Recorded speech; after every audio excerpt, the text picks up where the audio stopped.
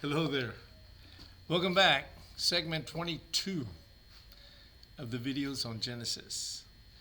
Uh, and we're on Genesis 8 right now. I don't know if I should go back and allude to everything that has happened, but I do want to stress that Noah is in the ark. First of all, let's ask the Lord for wisdom. Father, please give us wisdom as we read, as we study your word, Lord. Your word. You said that man does not live by bread alone, but by every word or from every word that comes from your mouth. Lord Yeshua, Jesus, the Christ, God our Father, Yahweh. So please give us wisdom, Lord, as we continue. Amen. So, verse 4 of chapter 8 says, the ark rested in the 7th month on the 17th day of the 7th month. And we checked that when it started on the 2nd month is when it started raining. So for 5 months, it rained for 40 days. And on the 2nd month is when they were in the ark was floating. Okay? You know that something just came to my mind right now. They didn't have any way of knowing where they were at. You see these big ocean liners today. Hold on a second. Let's see if I have it here. I want to let you all know how big the ark was. Ark. I got it right here in my notes. It was 450 feet long. Now, a football field is 300 feet, right, Paul? 100 yards? Football field is 300 feet, so it would be 1.5 football fields long, 75 feet wide. How wide is a football field? 100 feet? Yeah, probably. Okay, so it wasn't quite as wide as a football field, but it was 1.5 times the length. 450 feet long, 75 feet wide, and 45 feet high. Now, I work construction, and your normal height on floors is 10 feet. So this sucker was 4.5 stories high. A big unit. And they didn't have any way to steer it. It didn't have a rudder. They didn't have any way of knowing where they were at. But if you take an ocean liner of that size today, they've got all the modern technology. They know exactly where they're at, and they know exactly where they're going. Noah didn't. By faith, they all got in the ark, took off, and were on it, and they were just floating, not knowing where they were going to land, not knowing if they were going to land. Okay, God had come to Noah and told him to build the ark because he was going to flood the earth to get rid of all the Nephilim, excuse me. And that's what Noah did. So they're in the ark now, and they are floating. So it says, in verse 5 of chapter 8, it says, and the waters decreased continually until the 10th month. In the 10th month, on the first day of the month, were the tops of the mountains seen. So it appears to me that where they landed, they didn't land on the top, on the very top of a mountain. They landed maybe as the mountain would come down on one of the little valleys up, but really high. But where they were at, they were still floating, but they could see the tops of the mountains begin to come up. Okay, they were still floating, and they had to go down some more until they actually hit land.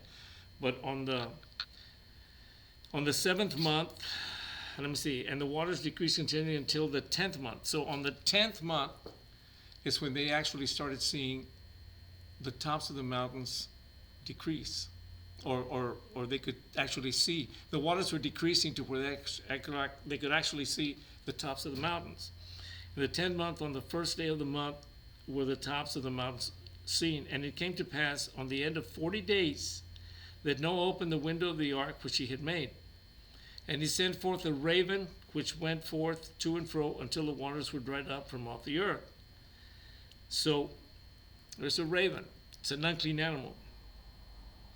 Also he sent forth a dove from him to see if the waters were abated from off the face of the ground. But the dove found no rest for the sole of her foot, and she returned unto him into the ark, for the waters were on the face of the whole earth. Okay, so he sends a raven. It doesn't say here that the raven came back, but he sent a dove, a small dove. Now, ravens are bigger than doves. They can probably cover more territory. He might have gone and landed on the top of one of the mountains that they could see. The dove couldn't. I don't know if you've noticed animals or birds or not. I've noticed that birds don't really fly a long length.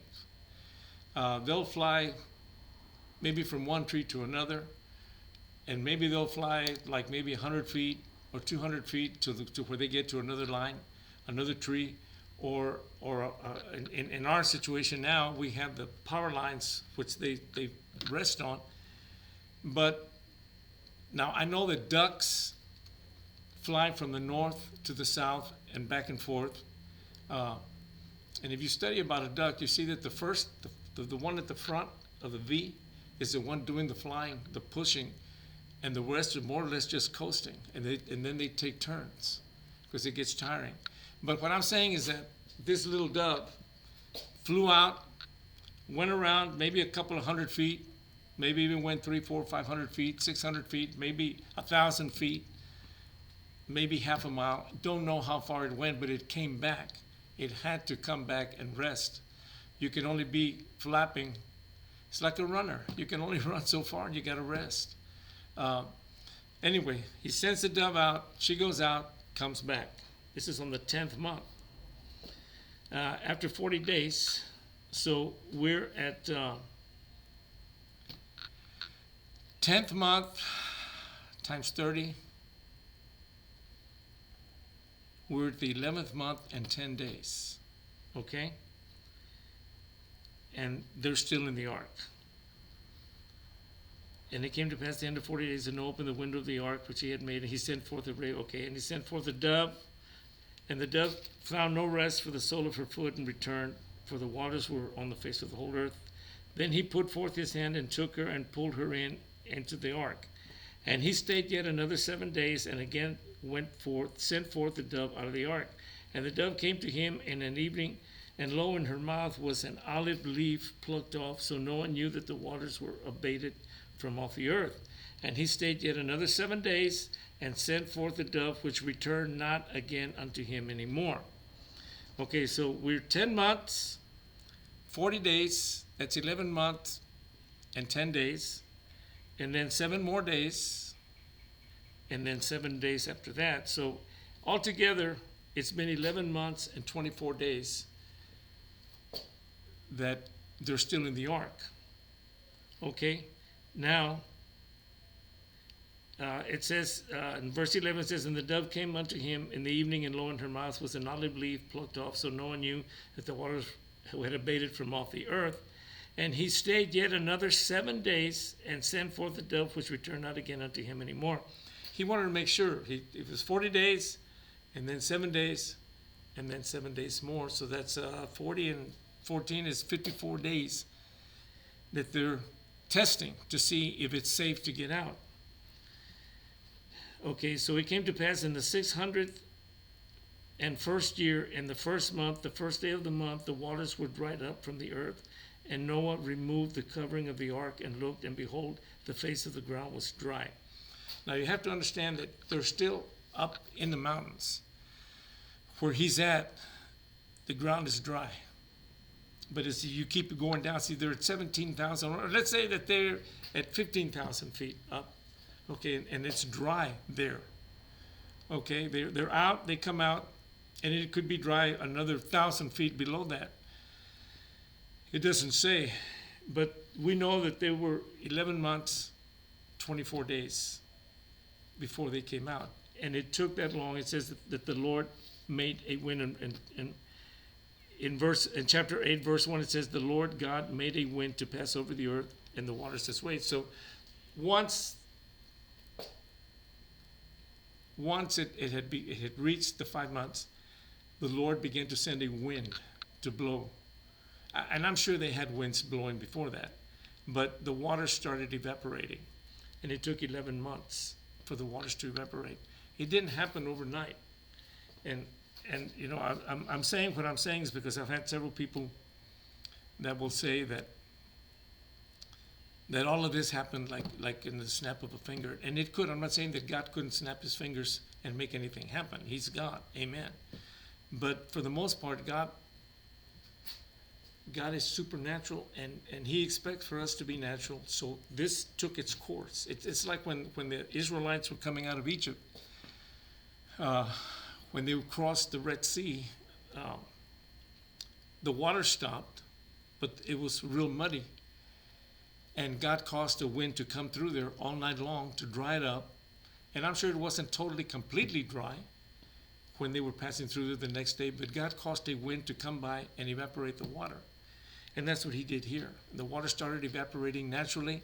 How long did it actually take before the ground, even at our level, was totally dry? Don't know. But we know that for 11 months and 24 days, they were out of the ark after that time, and the ground was dry where they were at. Let's just say they were at 15,000 feet. Okay, 3 miles up. So the water still had to go down another 3 miles before it was at sea level. But they were able to come out of the ark and live on the land at that time. And then as time goes on, you'll see where Noah's sons went and how they were, where they settled. And it's really, really, really fantastic how they did this. But what I want you to see is that it took almost a year from the time they left till the time they could come out. And the winds, the water began to evaporate, which is natural. Now, it tells us, I'm saying all this because I need to go back to Genesis 1, where it tells us that the Lord came to the earth, and the earth was full of water. And if you don't know that there was a first earth age before this one, where we all lived with God, that's going to be another lesson for another time. But if it took a year for the waters to recede 2,000 feet, let's say, they still had another 15,000 to go. Don't know how long it took, but when the Lord came to in Genesis 1:1 and 1:2, it wasn't. It talks about first day and second day. It couldn't have been a 24-hour day that the waters receded and the earth was dry. It had. If it took a year for them to recede the way they did here, and this was nothing. This flood was nothing compared to the flood that was in the first earth age when the Lord left the earth to regroup. In Noah's day, they still had an atmosphere. They still had clouds. When the Lord left the first earth age, everything came down, and it was totally. If the waters were 3.5 miles up in the first earth age, they covered a lot deeper than that because all of the waters of the atmosphere came down. So this isn't something that could have happened from one day to the other. The Lord comes to the earth. He brings light because he is the light, and the waters begin to evaporate. I kept saying that a day with the Lord is 1,000 years for us. And if you see that it took a year for the waters to go down 2,000 feet, they still had 15,000 feet to go. So it only makes sense. You have to, if you've come to the feet of Jesus and he has given you a mind, that mind, put it to work within his word. But God gives you the understanding. Ask him to give you the understanding of the scriptures, and he'll give you that understanding to where you begin to cipher things out and begin to see how things really, what really has taken place here. It's not something that a hocus pocus type deal where boom, it's there, and boom, it's there. And no, it's not like that. God lets us go through the sequential order of things, and that's his way of doing things. So if it took a year for the waters to go down 2,000 feet, I don't know how many years it took. I keep saying it was 1,000 each day, and day 1, day 2, day 3, day 4, day 5, day 6, and day 7 of Genesis at the beginning, uh, I was taught that a day with the Lord is 1,000 years, and that's in Second Peter. But you begin to understand. Now, maybe it wasn't 1,000 years. Maybe it was 872 years. Nevertheless, it wasn't a 24-hour day, is what I'm trying to get here. Okay, in Genesis, when it talks about day one, day two, they're not 24-hour days. If you saw what it took for the waters to recede here, then you understand that we're talking back in Genesis about 24-hour days. Okay, so, excuse me. Enough with that. Let's keep on going here. Verse 13 of chapter 8. Where are we at, Paul? About 15 minutes. We're in 15 minutes, okay. It says, and in the second month, on the 7th and 12th day of the month, was the earth dried. So, we're talking about the second, and then it says, and God spake unto Noah, saying, go forth out of the ark, thou and thy wife and thy sons' wives with thee. And bring forth with thee every living thing that is with thee of all flesh. Now we're talking about flesh again. 2 of every race that he took with him. Bring them with you. Okay?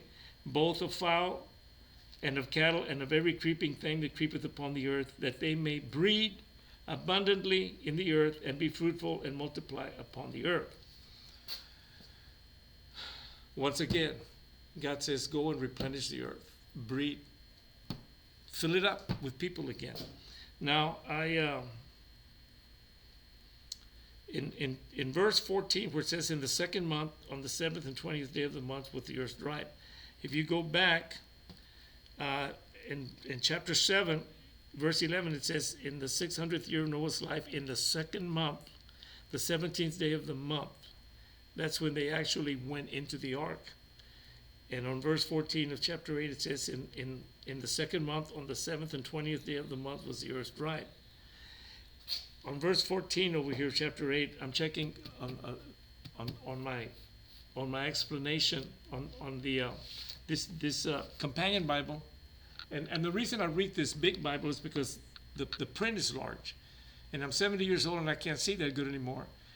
I have a smaller Bible, but the print is so small that I really have to squint to see. But that's why I use this one. But anyway, it gives you the word, and then on the side over here, it explains everything that this says. Everything in the English, it explains it in the Hebrew also.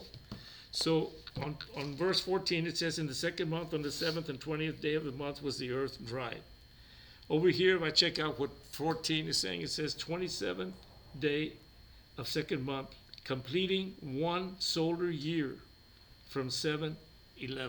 From verse 7, from chapter 7, verse 11, 1 solar year. And you might not know what a solar year is, but God's children live by the solar year. Satan's live by the lunar year. Okay, and that'll be another segment for another time. But it took exactly 1 solar year. So this was God's plan. Okay, they're out. It's been a year. I'm out of time again. Seems that we can't get into the flow here, but there's so much to explain. And I hope I'm not losing somebody. And whatever, if you have a problem, if you have, you see on my website, leave me a comment, and I'll get to it as soon as I can. And even if you want to talk about something, leave a phone number. I can text, whatever, what have you. The thing is that we want for you to get this, okay? And if you're not, that's okay. That's okay, but if you ask God, He'll give you the ability to understand His Word. And if you can't grasp it from me, check out Pastor Murray, Arnold Murray. Check out his version of Genesis, because that's where I'm a student of Bible, a Bible student of Pastor Murray. So basically everything that I'm saying is what I have been taught by Murray. But he might have an easier way, or you might be able to grasp it easier from him. The thing is, you need to find somebody that's preaching and teaching the truth. Don't go with what,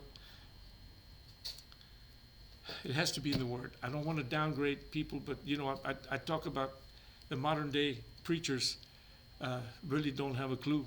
about the truth. Okay? They preach one verse and then they give a story about something for the whole 1 hour that you're in church. If you're going to study under somebody with the correct word. Okay? Thank you all so much. Let's catch you all the next time. Love you. Lord bless. Bye.